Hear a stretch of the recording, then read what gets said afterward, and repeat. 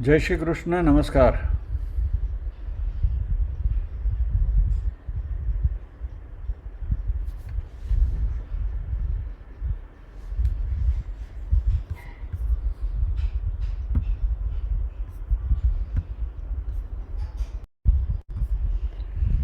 जय श्री कृष्ण। नमस्कार। वेदांत के अध्ययन की श्रृंखला में आद्य श्री शंकराचार्य जी विरचित विवेक चूड़ामणि के आज के सत्र में सभी साध्यायों का स्वागत एवं अभिवादन ओमकार के नाद के साथ प्रार्थना करेंगे।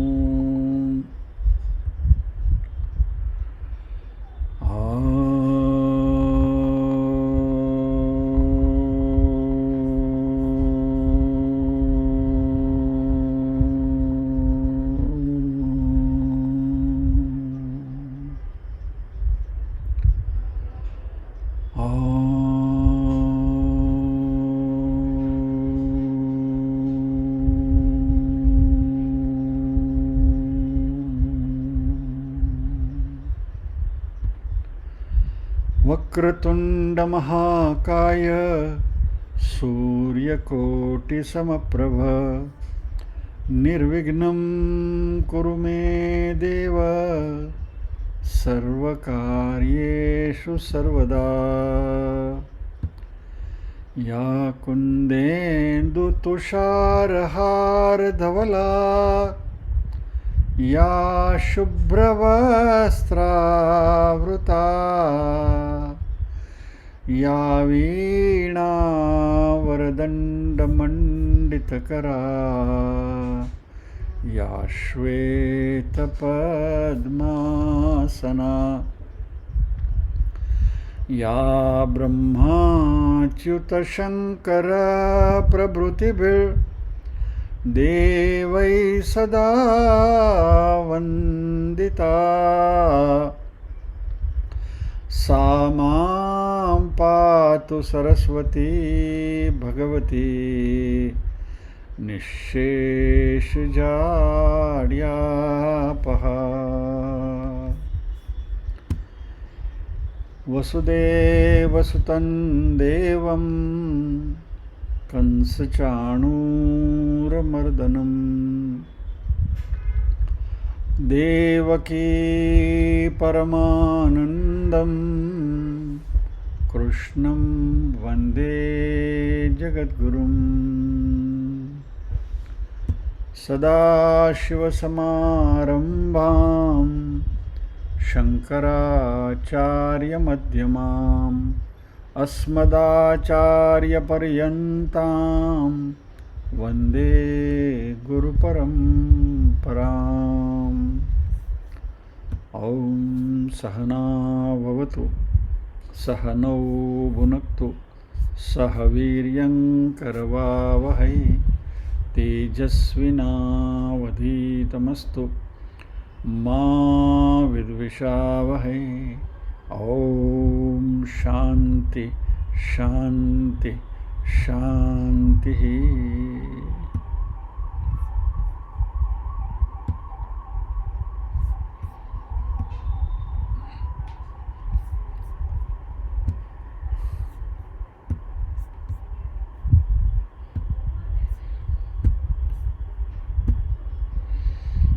हमारा इस श्लोक के ऊपर अध्ययन जारी है। एषोऽन्तरात्मा पुरुष पुराणो निरन्तराखण्डसुखानुभूतिः सदैकरूपः प्रतिबोधमात्रो येनेषितावागसवश्चरन्ति। इसमें पहली दो लाइन हमने देख ली। एषः अंतरात्मा पुरुषः पुराणः निरंतर अखंड सुख अनुभूति ही।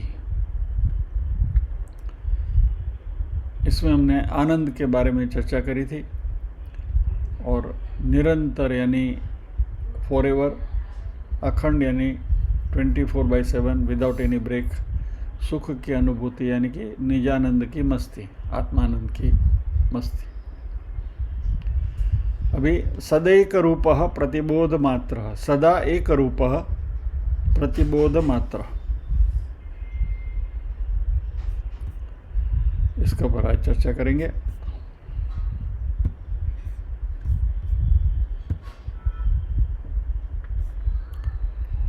तो गत सत्र में जो हमने बात करी थी कि नित्य आनंद की जो हम बात करते हैं, इसमें आनंद शब्द को हमें अनुभूति के रूप में नहीं लेना है, पूर्णत्व के रूप में लेना है। और सत, चित और आनंद के बारे में हमने थोड़ा रेफरेंस उसके बारे में देखा था। अब ये सत, चित और आनंद के बारे में एक बार हमने गहरी चर्चा करी हुई है। मैं हमारे एक साध्यायी को अनुमोदन करूँगा, उन्होंने इसकी याद दिलाई। 90वें अध्याय के 4थे श्लोक के ABCDEF 6ठे सत्र में ये सत्य, चित्त और आनंद की गहरी चर्चा हमने करी है। जिनको इसको रिवाइज करने की इच्छा है तो वह YouTube पर जाकर BG0904F को दोबारा सुन ले। सच्चित और आनंद की महद चर्चा वहाँ हुई है। तो आज इसको रिपीट नहीं करेंगे क्योंकि वो दैट इटसेल्फ इज आधे घंटे की वो चर्चा है। तो वहाँ जो आनंद की बात हुई है, आनंद के पैरामीटर्स वहाँ हमने चर्चा किए हैं। उसके साथ साथ अभी ये जोड़ना है कि आनंद यानी पूर्णत्व, जो मैंने आपको लास्ट टाइम बताया था कि that is the eureka feeling. So over and above हमने वहाँ जो आनंद के बारे में चर्चा करी थी, देखा था, सुना था, उसमें इस पूर्णत्व को हमें जोड़ना है। यानी आनंद या तो अनंत, पूर्णत्व। अभी तीसरी लाइन आती है, सदा एक रूपः। आत्मा का स्वरूप हमेशा सेम रहता है, एक रूप है, उसमें कोई बदलाव नहीं आता, वो निर्विकार है। अभी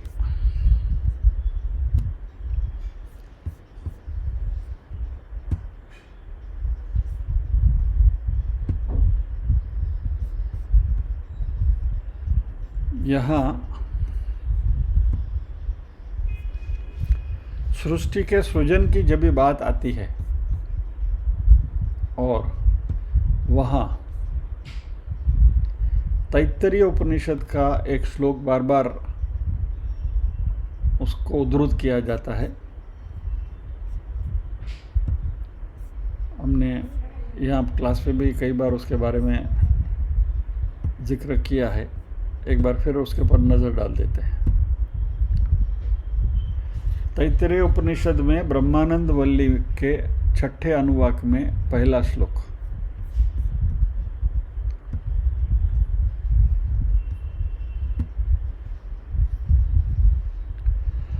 सो कामयत बहुस्यां प्रजायेति स तपोत्तप्यत स तपस्तप्त्वा इदं सर्वमसृजत यदिदं किंच तत्सृष्ट्वा तदेवानुप्राविशत। तद अनुप्रविश्य, फिर आगे की बात बाद में देखते हैं, खाली हमें अभी इतने से मतलब है। परम तत्व ने आदि काल में कामना की कि मैं अपनी प्रजा के जन्म के हेतु बहुरूप हो जाऊं, एको हम बहुश्याम। तो उन्होंने स्वयं को पूर्णतया चिंतन में एकाग्र किया, उन्होंने तप किया और अपने चिंतन की शक्ति से, अपने तप से उसने इस समस्त विश्व की सृष्टि की। हाँ, जो भी कुछ विद्यमान है उसको रचा, और फिर जब उसने ये सब रच डाला तो उसने रचा, उसी में उसने प्रवेश किया। और प्रविष्ट होकर यहाँ सत बन गया, वहाँ संभाव्य त्वच बन गया।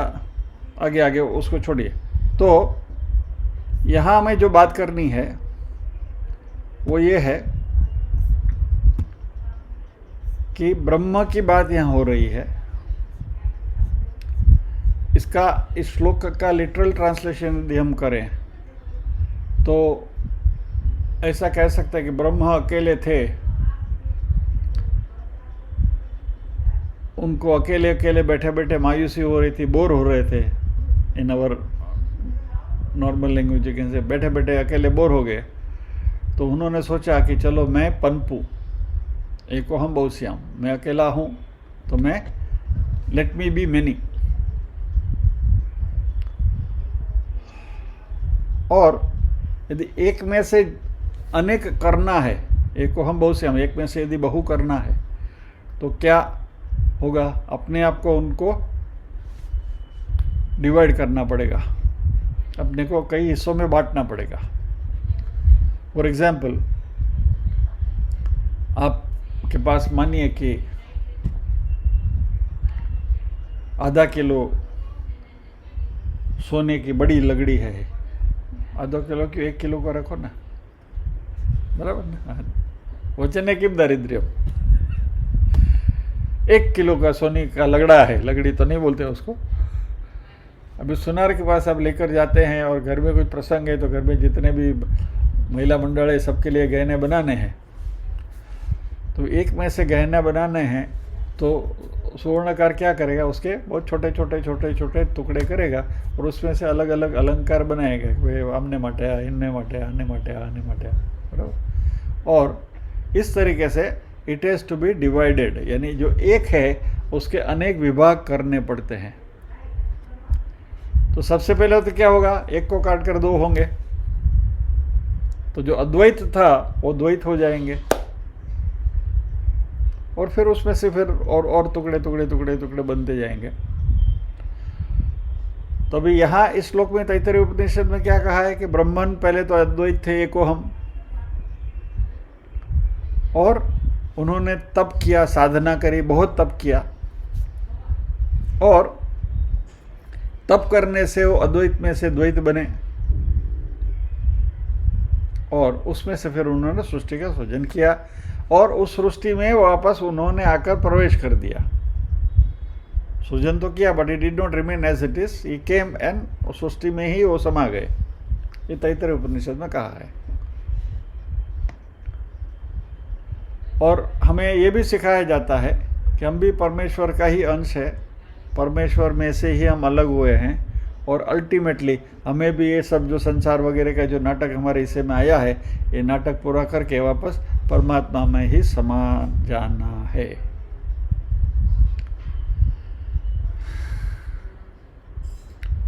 अभी उपनिषदों की बात करते हैं तो एक बात और भी मन में आई।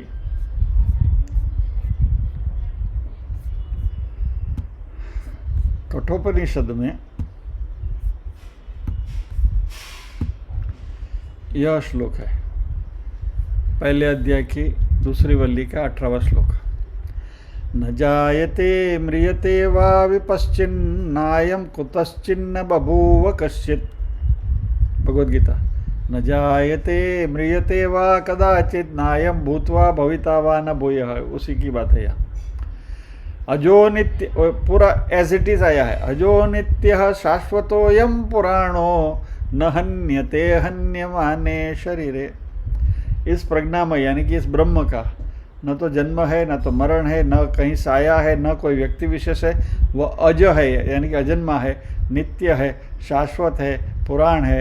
शरीर का हनन होने पर भी इसका हनन नहीं होता। अब ये कठोपनिषद में है। भगवद गीता में भी हम ये श्लोक भी बार बार इसके बाद वाला श्लोक भगवद गीता में उद्धृत करते हैं। अच्छेद्यो यम अदाह्यो यम अक्लेद्यो शोषेय च नित्य सर्वगत स्थाणुर चलो यम सनातन। बराबर।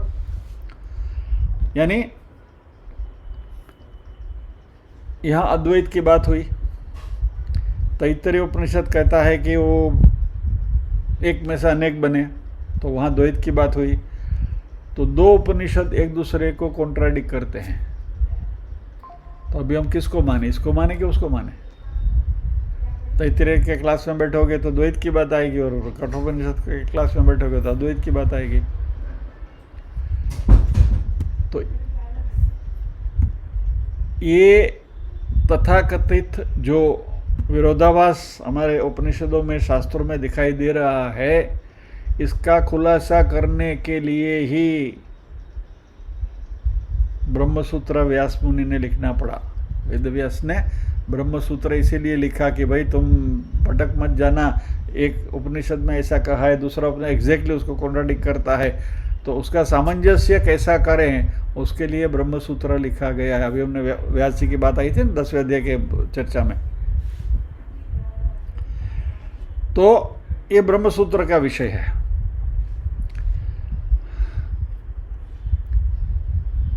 लेकिन यहां शंकराचार्य जी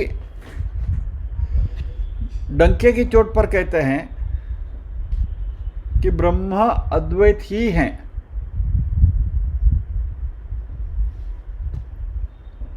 तो अभी तैत्तिरीय उपनिषद में तो भगवान ने अपने आप को डिवाइड किया, उसकी बात को हम कैसे रिकंसाइल करें? तो यहां बात ऐसी है, तैत्तिरीय उपनिषद की let us see that particular, वो शब्द को हमको देखना पड़ेगा, वो वहीं उसकी चाबी है।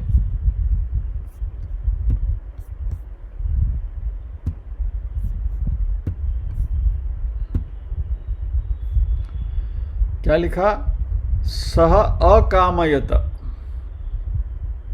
बहुश्याम प्रजायेति, उन्होंने कामना की,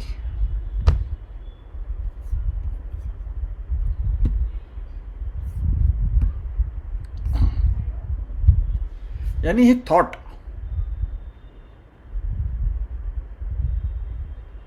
तो ये जो द्वैत है, ब्रह्म हमेशा अद्वैत है। अजो नित्य शाश्वतोयम पुराणो न हन्यते हन्य माने शरीर, या तो अच्छेद्योयम अदाह्योयम वगैरह वगैरह। ये जो द्वैत है वह एक धारणा है, एक अवधारणा है। कैसे? हम एक हैं, लेकिन स्वप्न में हम दो हो जाते हैं, बराबर? तो कहाँ से आया? मन की धारणा से ही आया ना, हम तो एक ही है ना, बट फिर भी हम सपना देखते हैं। और स्वप्न जैसे मिथ्या है, वैसा ही ब्रह्म ने अपने आप को इस जगत में अपने आप को डिवाइड किया वगैरह जो है, वह एक माया है, मिथ्या है।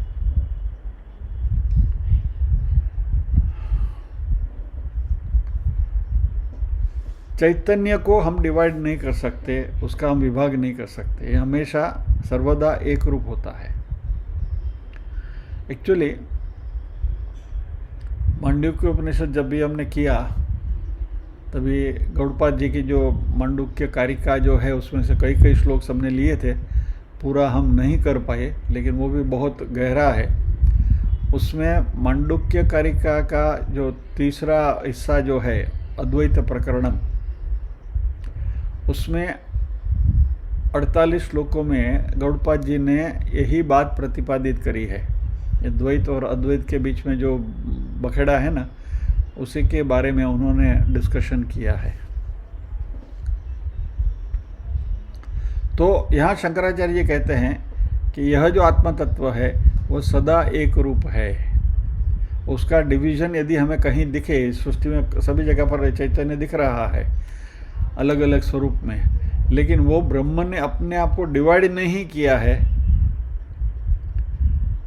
सिंपल एग्जाम्पल चलिए ना, सूर्य है, अभी बारिश आएगी और कई जगह पर छोटे छोटे छोटे छोटे पडल्स होंगे, तो उसमें सूर्य का प्रकाश आएगा तो सूर्य का प्रतिबिंब दिखेगा। तो जैसे सूर्य इन सब में प्रतिबिंब होता है, लेकिन वो सूर्य तो एक ही है।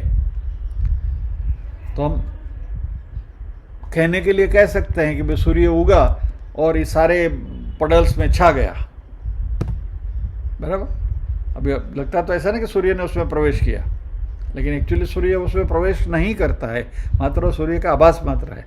वैसे ही सृष्टि ब्रह्म ने रची, लेकिन वो मात्र पूरा आभास मात्र ही है। ब्रह्म अपने आप को डिवाइड करते नहीं है, जैसे सूर्य सब पटल में छोटा छोटा अपने को डिवाइड नहीं करता है।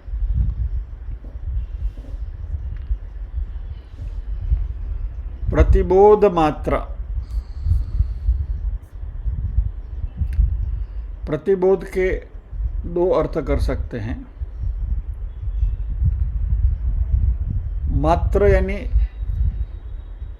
उसको जानना, उसकी जानकारी प्राप्त होना। और किसकी जानकारी? जो प्रकट है, गुजराती में આપણે કહીએ ને કે દેખીતું, something which is obvious, something which is evident. तो ये आत्मा जो है वह प्रकट है, देखीतु है, इट इज एविडेंट। और हमारे सभी अनुभवों में ये दिखाई देता है।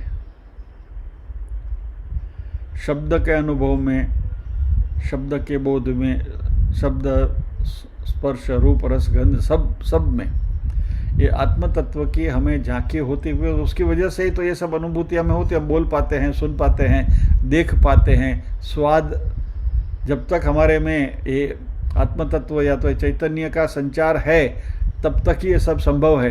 यानी हमारे जीवन की प्रत्येक क्रिया में हम इस आत्म तत्व को विलसता हुआ देखते हैं, या तो इस चैतन्य का अनुभव करते हैं।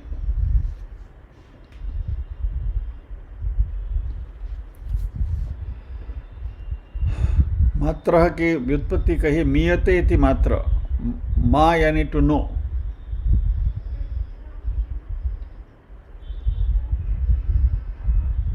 प्रतिबोध, बोध यानी अनुभव, प्रतिबोध यानी सभी अनुभवों में यह अनुभव, इसकी अनुभूति होती है, इसका एक्सपीरियंस हमें होता है। इसका होना या तो वो प्रकट हमारे सामने है चैतन्य तत्व, उसकी हम अनुभूति तो करते ही रहते हैं।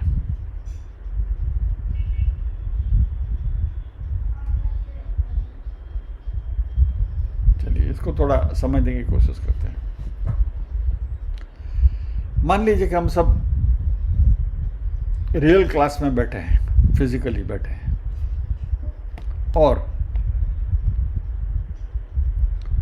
मुझे किसी एक व्यक्ति को देखना है। मान लीजिए कि त्रिनेत्रीबेन को मुझे देखना है, तो मेरी नज़र कहाँ जाएगी? त्रिनेत्रीबेन की ओर जाएगी। अभी भी जा रही है, यहाँ छवि है, वहाँ फिजिकली बैठे हैं, कोई भी व्यक्ति बैठे हैं, उनके ऊपर तो मेरा अटेंशन वहाँ जाना पड़ेगा।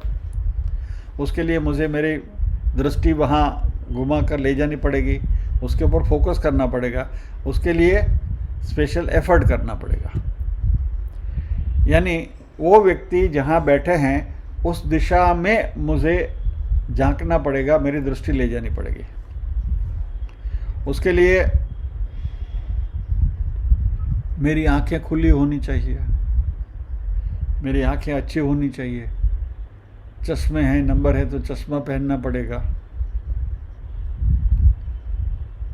ये सब होगा तब जाकर मैं उस व्यक्ति को देख पाऊंगा।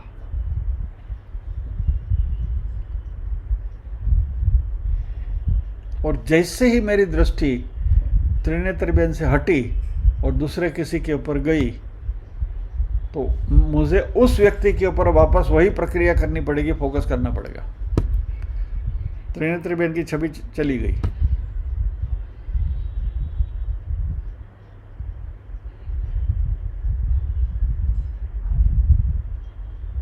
अभी इस रूम में हम बैठे हैं, इस रूम में, इस कमरे में प्रकाश है, बराबर, और मुझे व्यक्ति की अनुभूति करने के लिए उस व्यक्ति के ऊपर एक एक के ऊपर दृष्टि करनी पड़ेगी।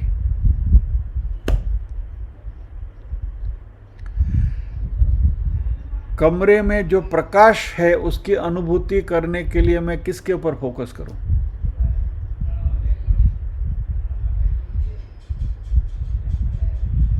क्योंकि जो जिस व्यक्ति को मैं देख रहा हूं वह व्यक्ति मुझे उस प्रकाश की वजह से ही दिखाई दे रही है,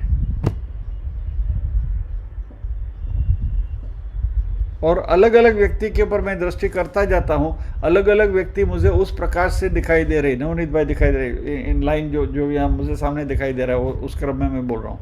नवनीत भाई दिखाई दे रहे, त्रिनेत्री भाई दिखाई दे, चंद्रिका बहन है, हिना बहन है, रीटा बहन है, संगीता बहन है, आगे कौन है, कमलेश भाई है, विनायक भाई है, हरि जी हैं, रेखा बहन है, नीरू बहन भी आ गई है, सुरेश भाई हैं और दिलीप भाई अदृश्य हैं। तो इतने सारे व्यक्ति मेरे सामने यहाँ बैठे हैं। सबको देखने के लिए मुझे मेरी नज़र एक के ऊपर एक के ऊपर एक के ऊपर लेके जानी पड़ेगी। और फिजिकली यदि बैठे हैं, सबको देखने के लिए कॉमन पैरामीटर मेरे पास क्या है? प्रकाश। उस प्रकाश में ही मैं आप सबको देख सकता हूं। और उसी समय मान लीजिए कि मेरे हाथ में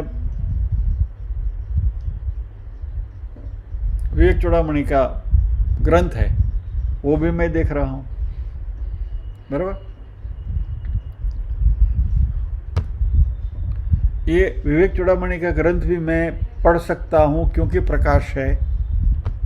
मैं आप सबको देख सकता हूं क्योंकि प्रकाश है। मैं उस ग्रंथ को पढ़ सकता हूं क्योंकि वहां प्रकाश है। अभी इस प्रकाश की अनुभूति करने के लिए मुझे कोई अलग एक्सपीरियंस की जरूरत नहीं है। I don't need any extra parameter to visualise कि कमरे में लाइट है, प्रकाश है। इस उदाहरण को यदि हम अच्छी तरह से समझें तो ये चैतन्य या तो ये आत्मा तत्व के बारे में इसी उदाहरण को हम ले जा सकते हैं कि आत्म तत्व को पहचानने के लिए या तो चैतन्य को पहचानने के लिए हमें कोई पर्टिकुलर अलग एक्सपीरियंस की जरूरत नहीं है। क्योंकि कमरे में प्रकाश है ही है, इट इज देयर, और उस प्रकाश में ये सब दिखाई देता है। लाइट चली गई तो बात अलग है, अंधेरा हो जाएगा तो कुछ नहीं दिखेगा। लेकिन चैतन्य के बारे में तो स्विच भी नहीं है कि उसको ऑन ऑफ कर सके। और ये चैतन्य कभी ये पावर हाउस में कभी एमा कहीं खोटकारो ना है कि कोई चैतन्य बंद थी जाए, और जिस दिन चैतन्य बंद हो गया तभी सब कुछ प्रलय आ जाएगा।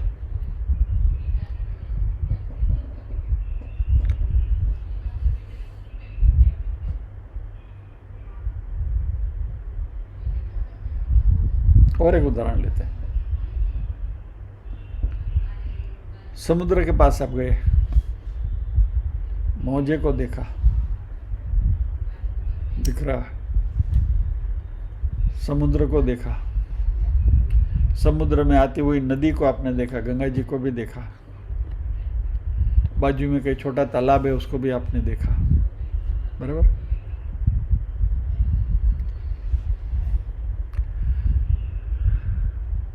तो समुद्र का अनुभव, नदी का अनुभव, तालाब का अनुभव, ये सब में क्या करना पड़ता है आपको?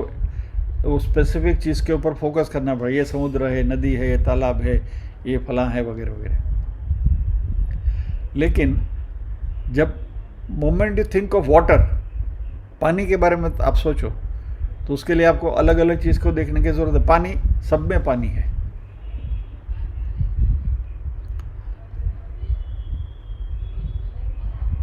तो ये प्रतिबोध मात्र है।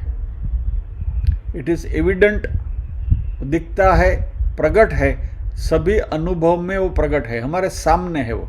जैसे रूम में लाइट है, आप रूम में कोई भी चीज़ देख लीजिए, टेबल देख लीजिए, कुर्सी देख लीजिए, खिड़की के ऊपर पर्दे है उसको देख लीजिए, लेकिन सबको दिखाई दे रहा है प्रकाश की वजह से, लाइट की वजह से। ऐसे ही इस जगत में जो भी कुछ अनुभूति हमको होती है वह इस I found this on the web for इस जगत में होती है, check it out। अरे तारी बोले सीरी जागी गई।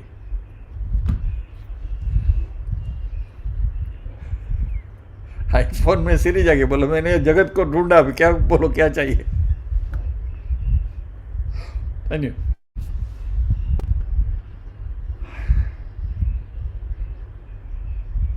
तो ये प्रतिबोध मात्रा है, इट इज एविडेंट, वो प्रकट है, वो दिखाई देता है, उसकी अनुभूति होती है, ये इसका पहला अर्थ।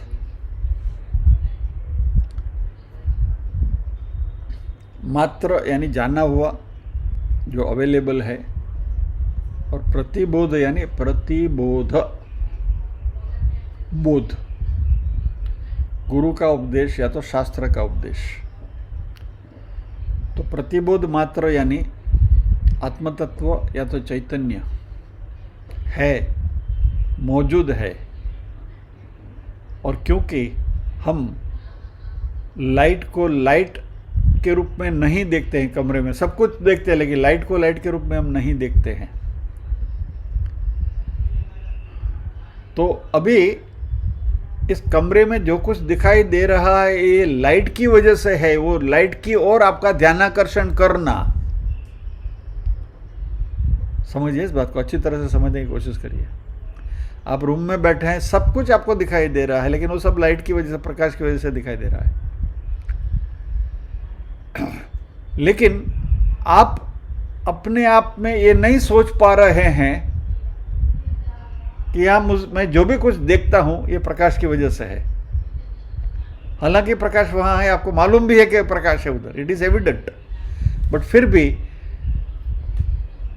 अभी तो हम, क्योंकि यहाँ ये सब अध्ययन हम कर रहे हैं अध्यात्म का, इसलिए ये समझना आसान है। लेकिन कोई नया व्यक्ति रूम में आ गया और उसको पूछो कि भाई आपको क्या दिख रहा है, तो रूम में जितनी चीज़ें सब वो डिस्क्राइब करेगा लेकिन वो लाइट के बारे में जिक्र नहीं करेगा। विल नॉट से कि रूम में लाइट है। जो अबोधित व्यक्ति जो है उसको पता नहीं चलेगा कि ये लाइट की वजह से सब दिखाई दे रहा है। बाकी सब कुछ बोला, हाँ ये है पंखा है, ये फला सब, ट्यूबलाइट है वो भी बोलेगा लेकिन प्रकाश है नहीं बोलेगा। तो ये जो उपदेश जो है, ये प्रकाश का ज्ञान, वो हमें गुरु या तो शास्त्र देते हैं। सो गुरु और शास्त्र का जो उपदेश है वह आत्मा को उजागर नहीं करता,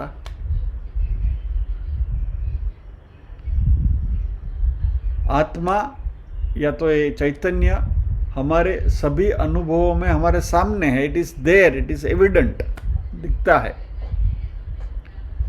तो जैसे इस रूम में लाइट है, ये जागृति आपको लाने के लिए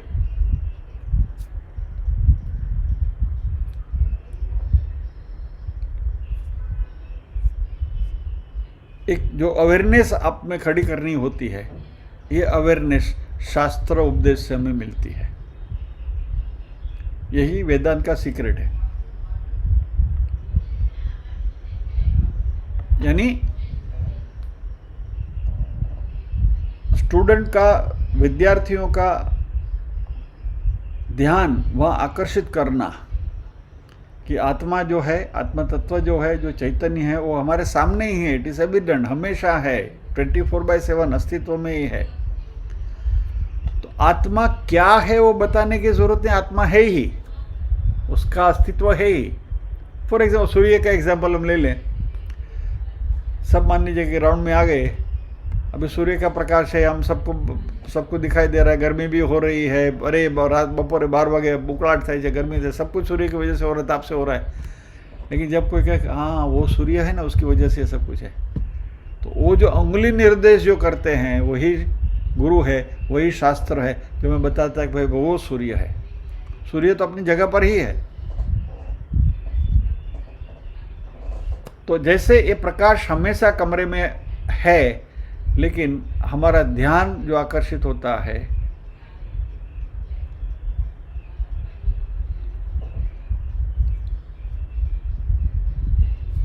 वह शास्त्र की वजह से होता है। और हम भी इस जीवन में इस चैतन्य को, इस आत्म तत्व को we take it for granted, तो है ही।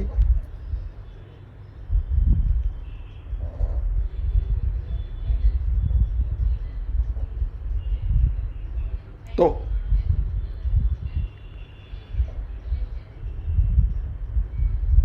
शास्त्र के जो शब्द है, जो गुरुमुख के द्वारा हमें मिलता है, वह आत्म तत्व को उजागर नहीं करते हैं। आत्म तत्व तो है ही, हमेशा अवेलेबल है, 24/7 अस्तित्व में है, मात्र उसकी ओर ध्यानाकर्षित करते कि भाई ये आत्म तत्व है या तो ये चैतन्य है।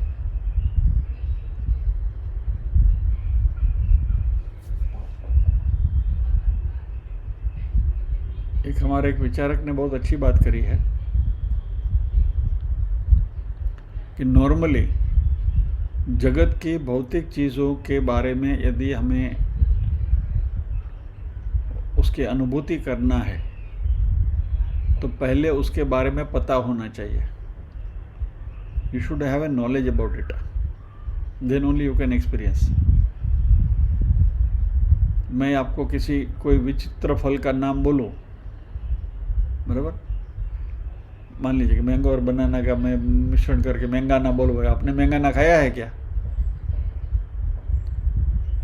You are blank. मैंगो खाइए, आम खाया है? हाँ खाया। क्यों? आम के बारे में पता है कि भाई ये आम है। बनाना, केला खाया है क्योंकि ये केला है। जामुन खाए क्योंकि ये जामुन है। यानी क्या है? उसका अनुभव करने से पहले उस चीज के बारे में हमें ज्ञान होता है। Knowledge comes first and then comes the experience.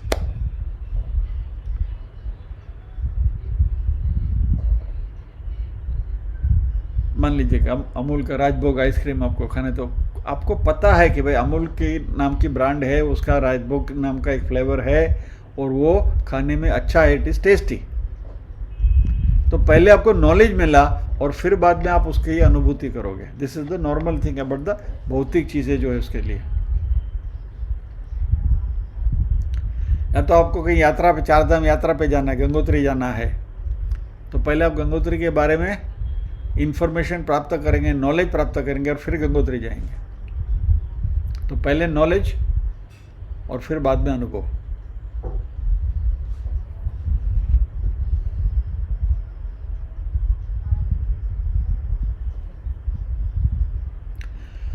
अभी वापस वही लाइट का ही उदाहरण बात करें। लाइट के बारे में मैं आपको 1 घंटा लेक्चर दूं, कमरे में पड़ी हुई सभी चीज़ों के तरफ आपका मैं ध्यानाकर्षण करूँ, भाई ये टेबल है, मेज है, ये कंप्यूटर है, फला है, टिकना है, भाई पंखा है, वगैरह वगैरह वगैरह। और ये सब हो जाने के बाद आप में से कोई कहे कि भाई आपने जो लाइट के बारे में, प्रकाश के बारे में जो सब कहा वो मैंने सुना, लेकिन ये प्रकाश की मुझे अनुभूति नहीं हुई, I have not experience light. आपको सब में बताता गया, भाई ये पंखा देखो, पंखा घूम रहा है, दिखाई दे रहा है? तो हाँ, मुंडी हिलाई आपने। यहाँ वो 25 कुर्सियाँ पड़ी हैं, आप जिसके ऊपर बैठे हैं, आप दिखाई दे रहा? हाँ दिखाई दे रहा है। आपके बगल में जो बैठे साथ बैठे हैं वो दिखाई दे रहे? तो हाँ, आपने मुंडी लाई। सभी चीज़ में आपको दिखाते जाओ, आप मुंडी लेते जाओ और फिर करो। और ये आपको मैं क्यों बता रहा हूँ कि भाई ये सब प्रकाश की वजह से दिखाई दे रहा है। ये सब आपने देख लिया, मुंडी लाई और फिर बोले आपने ये सब तो मुझे बताया, समझ में आया, आपने 1 घंटे से सब वर्णन कर रहे हैं, लेकिन लाइट क्या है, प्रकाश क्या है? तो अभी हमें ये इन्फर करना पड़ेगा कि ये सब प्रकाश की वजह से दिखाई दे रहा है। तो ब्रह्मज्ञान में अनुभव पहले है और ज्ञान बाद में आता है। यानी पहले आप लाइट की अनुभूति करते, भाई प्रकाश यहां रूम में है, इसकी वजह से मुझे सारी चीजें दिखाई देती है। सो फर्स्ट अनुभव और फिर बाद में ज्ञान। भौतिक चीजों में पहले ज्ञान और फिर बाद में अनुभव।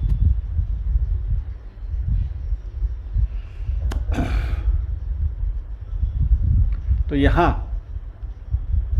जो हमें ज्ञान दिया जा रहा है वह ब्रह्म तत्व को उजागर करने के लिए नहीं। ब्रह्म तो अपनी जगह पर कायम है, मात्र हमारा ध्यान उसकी ओर आकर्षित करना है कि भाई ये ब्रह्म तत्व की या तो ये चैतन्य की वजह से ये सब कुछ है, और इस तरीके से हमें चैतन्य को पहचानना है।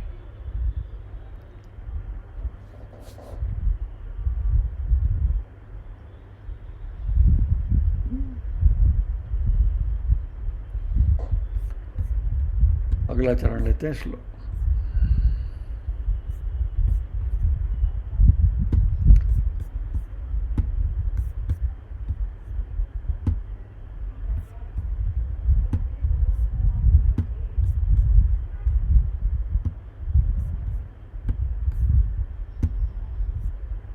तो क्या कहा?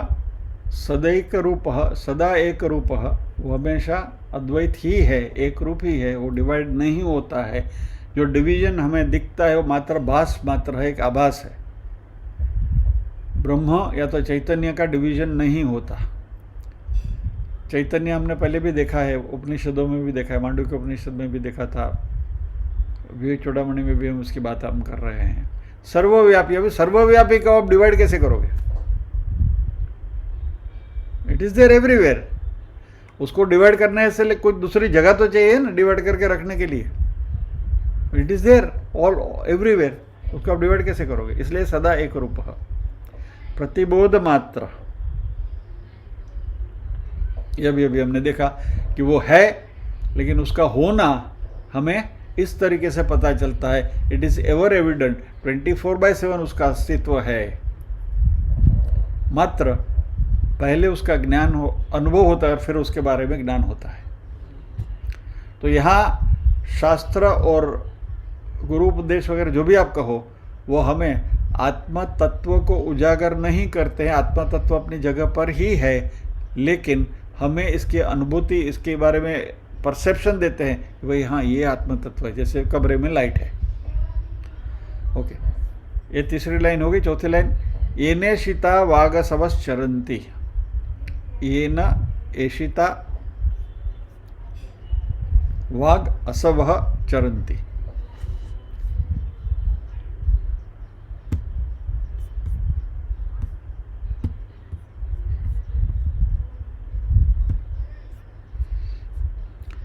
हमारे सब ऑर्गन्स, वाग यानी वाणी, वाणी यानी सभी हमारे ज्ञानेंद्रिय, कर्मेंद्रिय, सभी इंद्रियां जो हमारे हैं, वह येन एशिता,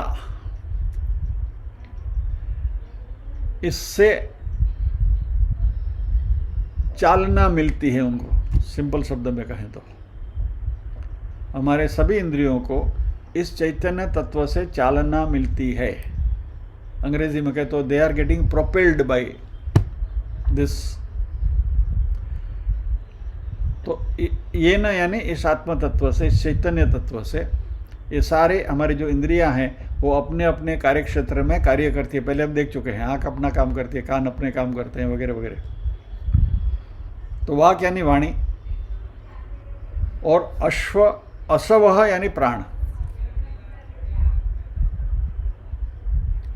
तो वाणी और प्राण सभी इस चैतन्य तत्व के इन्फ्लुएंस में, उसके असर में आकर यह अपना अपना कार्य करते हैं।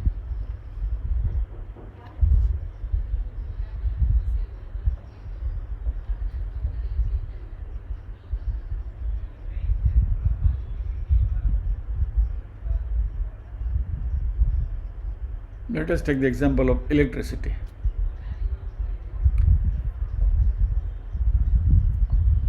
पंखा फिर रहा है इलेक्ट्रिसिटी की वजह से, एयर कंडीशनर काम कर रहा है इलेक्ट्रिसिटी की वजह से, हीटर काम कर रहा है इलेक्ट्रिसिटी की वजह से, पानी की मोटर चल रही है इलेक्ट्रिसिटी की वजह से, आपका वॉशिंग मशीन चल रहा है इलेक्ट्रिसिटी की वजह से, ब्ला ब्ला ब्ला ब्ला ब्ला, सारी चीज़ें इलेक्ट्रिसिटी की वजह से चल रहा है। रेडियो बज रहा है इलेक्ट्रिसिटी की वजह से, टेलीविज़न दिखाई दे रहा है इलेक्ट्रिसिटी की वजह से, वगैरह वगैरह वगैरह वगैरह। तो इन सब में इलेक्ट्रिसिटी जाकर इस सारे उपकरणों को बोलती है कि भाई हे हीटर तुम अभी गर्मी चालू करो, हे एयर कंडीशनर तुम ठंडी चालू करो, ये मोटर तुम घूमो और पानी चढ़ाना शुरू करो। इलेक्ट्रिसिटी सबको इंडिविजुअली जाके बोलते हैं, नहीं बोलते। ये सब अपना अपना कार्य कैसे करते हैं? Just by the presence of electricity.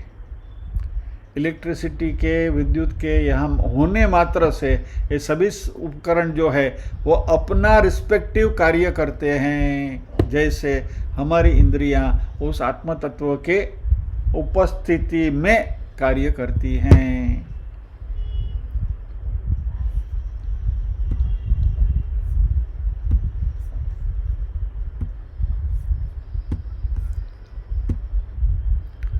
तो ये न एशिता वाग असवह चरंती, चरंती यानी अपना कार्य करती है। सो एषोऽन्तरात्मा पुरुष पुराणो निरन्तराखण्ड सुखानुभूतिः सदैकरूपः प्रतिबोधमात्रो येनेशिता वागसवश्चरन्ति।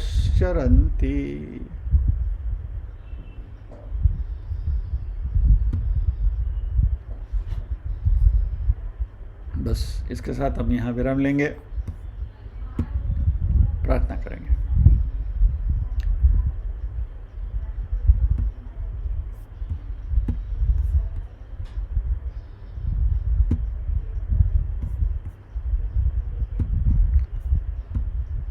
ओम असतो मा सद्गमय तमसो मा ज्योतिर्गमय मृत्योर्मा अमृतंगमय। सर्वेषां स्वस्तिर्भवतु, सर्वेषां शान्तिर्भवतु, सर्वेषां मङ्गलं भवतु, सर्वेषां पूर्णं भवतु। लोकाः समस्ताः सुखिनो भवन्तु, लोकाः समस्ताः सुखिनो भवन्तु। नाहं कर्ता हरिः कर्ता, हरिः कर्ता हि केवलम्। ओम शांति शांति शांति ही। सभी के हृदय कमल में विराजमान परम कृपालु परमात्मा को वंदन करते हुए आज के सत्र को विराम देते हैं। अगले गुरुवार फिर मिलेंगे अगले श्लोक के साथ। जय श्री कृष्ण।